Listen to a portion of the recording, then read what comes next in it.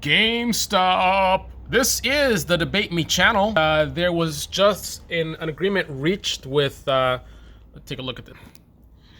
So, Minneapolis reaches settlement with George Floyd's family for record $27 million. I don't even know if I want to look at these comments. So I'm going to comment about what's about to happen as far as media coverage of this. I referenced that conservative media wouldn't really want to talk about this, and it looks like that has been true, with the few exceptions that I did reference also being true as far as Tim Pool's coverage of it. So this changes things a little bit.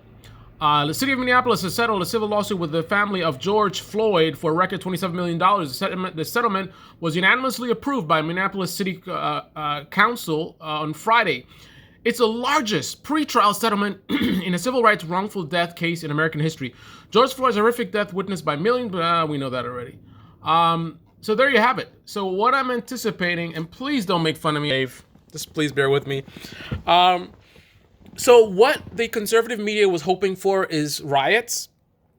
So this is a little bit of a letdown because that they love to cover riots. They claim they support protesting, peaceful protesting, but they almost never cover peaceful protesting. In contrast, liberal media never wants to cover the riots. Whenever Antifa is rioting or any of those groups are rioting, they don't want to cover it.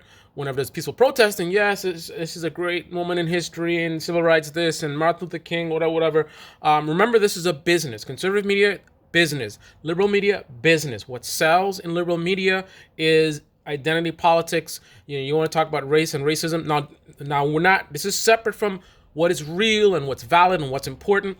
I'm just talking about topics and incentives to focus on certain topics versus other topics. So separate about what's important and what's not important. I'm just saying, liberal media likes to make profit, or they target making profit from talking about these issues regarding race. So even if it's not about race, they'll make it about race for money because they get money from the views and clicks and engagement. So they play those games. This is why somebody like Al Sharpton is on MSNBC. Conservative media, on the other hand, they don't care about peaceful protesting. They don't care about people suffering from racism. What they care about is whenever the liberal media race baits, that's great content for them to go and say, look at them, they just did it.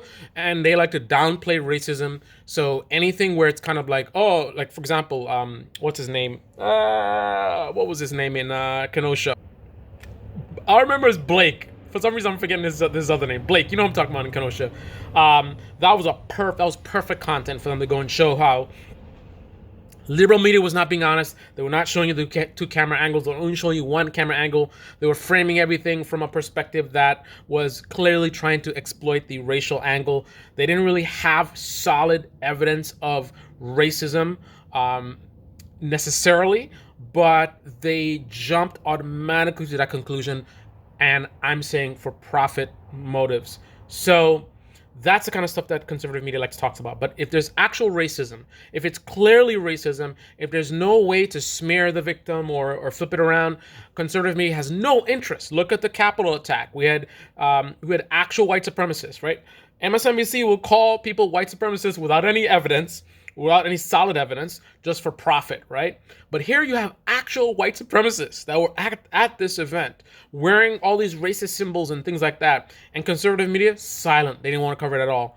So that's the way the games are played. Now, this right now, because I don't think we got any riots, that's a big letdown for conservative media. That's great content for them to pander to their audience.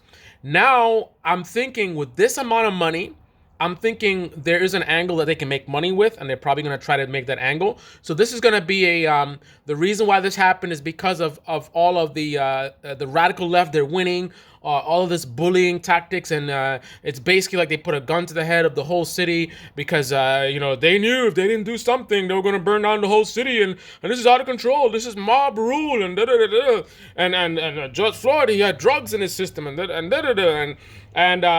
now this is going to incentivize more of this stuff. Now more things going to happen, and when is this stopping? And Joe Biden, he's not even doing like. So I'm thinking they're going to jump out the woodworks on this one because this is kind of juicy for them to exploit, to play little games with their audience. The audience will fall for it, just like liberal media falls for whatever liberal media does. The liberal media viewers, they fall for this stuff all the time because they're pandering to you. They're validating your beliefs. So they put stuff out there that they know that you're going to automatically be like, oh, I knew it, right? So conservative media, this to me is hot. So let's see if I'm correct again. I called it about how they would not want to cover it in the beginning. They would just be waiting for riots. Now I'm calling it again. This is going to be an entry point for them to jump in and start exploiting it. So that's my call. This is the Debate Me channel. Debate me in the comment section below. Click on the like button, subscribe, smash that bell. Be well. Now I'm going to take a breath and get back to my Andes. Maybe, maybe not. What is it up to? What are we up to? I can't even see the price. Whatever it's up to. Anyway, I'm out!